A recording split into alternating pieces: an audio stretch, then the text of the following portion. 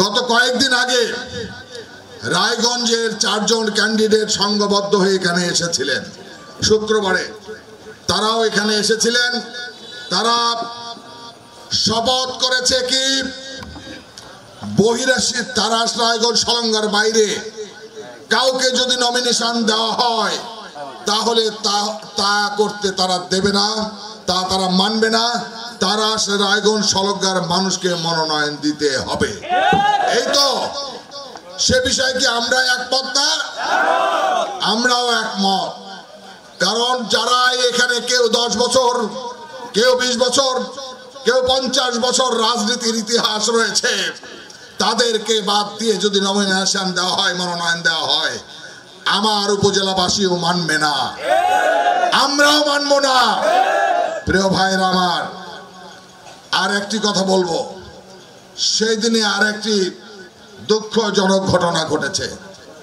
সেটা কি বিএনপির লোকজন আসছে, মিছিল দিয়েছে, স্লোগান দিয়েছে, তা কি টুকু ভাইয়ের সালাম নিন, ধানের দাঁড়িপাল্লায় ভোট দিন।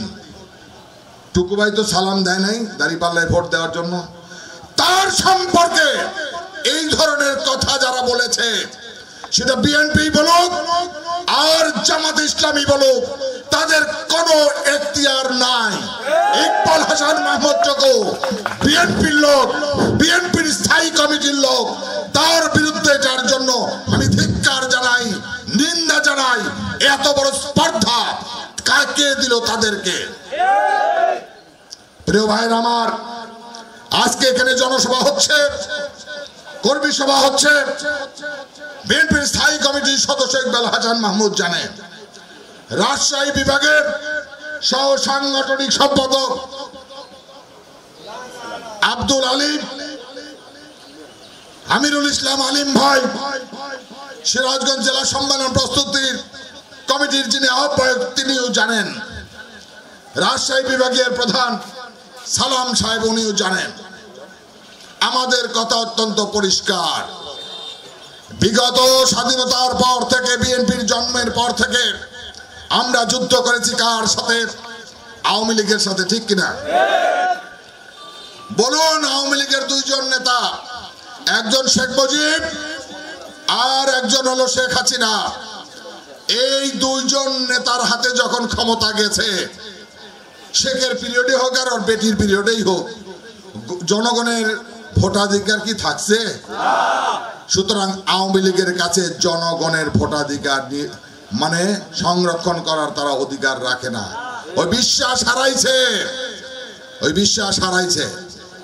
তাদের কাছে জানমালের নিরাপত্তা নাই, তাদের কাছে মানুষের অধিকার নাই, ভোটাধিকার নাই। তারা আওয়ামী লীগের সরকার, শেখ হাসিনার সরকার একটা চোর সরকার। এদেশ থেকে ভোট চুরি করেছে, টাকা চুরি করেছে, ব্যাংক থেকে টাকা লুট করেছে, অনেক জান মাল মানুষের ইজ্জত মেরেছে, হত্যা করেছে। তাদের বিচার এই মাটিতে করতে হবে।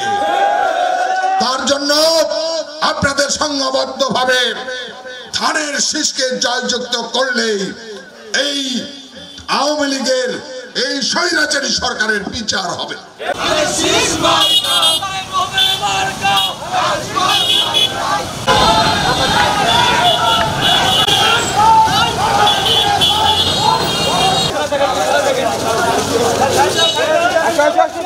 সামনে থাকেন না, আগে